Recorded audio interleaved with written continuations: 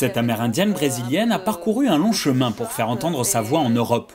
Depuis l'élection de Jair Bolsonaro au Brésil en octobre dernier, Dayara est inquiète pour son peuple, les Tucanos. Construction d'une autoroute à travers l'Amazonie, ouverture de l'agrobusiness sur leur territoire, non-reconnaissance de leur culture, les intentions du président d'extrême droite ont de quoi faire peur. Aujourd'hui, on est dans une situation très alarmante, qui nous rappelle très souvent la situation de 30 ans auparavant, quand on était en pleine dictature militaire. C'est le gouvernement Bolsonaro qui est en train d'essayer de déchirer tous les droits qu'on a réussi à avoir pendant ce processus démocratique. Après avoir étudié en France pendant 4 ans, cette amérindienne vit aujourd'hui à Brasilia. Son peuple, lui, est installé au cœur de la forêt amazonienne. La crainte de Dayara est aujourd'hui de voir sa forêt violée, réduite et envahie à des fins commerciales.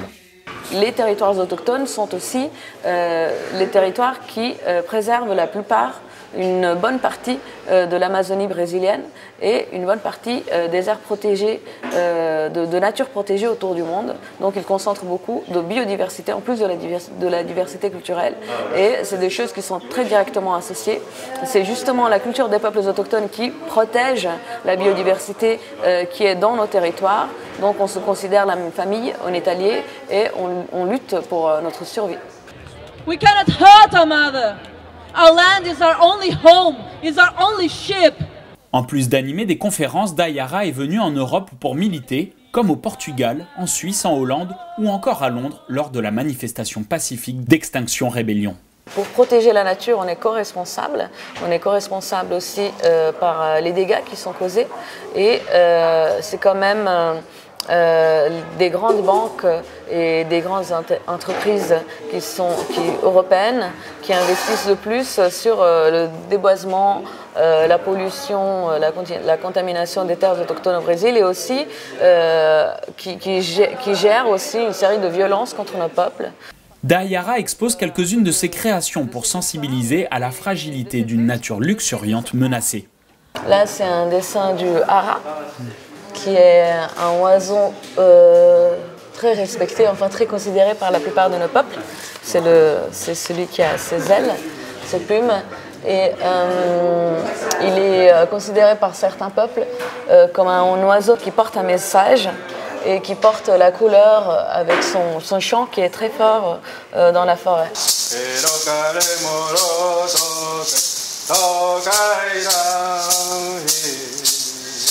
Et le cri d'alerte de Dayara n'est pas le seul. Cet amérindien guyanais du peuple Kaliena est lui aussi venu exprimer son désespoir. Il souhaite entre autres que le génocide amérindien perpétré à partir du XVIIe siècle soit reconnu, ainsi que l'esclavagisme. Il aspire que le fléau des chercheurs d'or illégaux et à ses conséquences environnementales catastrophiques soit combattu. On a beaucoup de problèmes. Problèmes de santé, mais déjà liés à l'orpaillage illégal aussi, on est impacté directement. Les poissons sont contaminés par le mercure, les animaux sont contaminés par le mercure, l'eau est contaminée par le mercure, et à cela s'ajoute à l'orpaillage illégal la circulation d'armes, la prostitution, beaucoup d'autres choses qui vont avec. Les spectateurs venus assister à cette conférence en repartent avisés et inspirés. C'est un combat dans lequel ils sont impliqués en totalité. Et depuis un certain temps maintenant qu'ils ont réussi à surmonter cette invisibilité à laquelle nous les condamnions, ils sont vraiment sur la ligne de front de ce combat écologique. Et voilà, et c'est ça qui fait qu'on est ensemble et qu'ils ont une qualité d'être et une qualité de relation à notre terre qui nous emporte. La population amérindienne en Amérique du Sud est estimée à près d'1 million de personnes pour 500 peuples différents.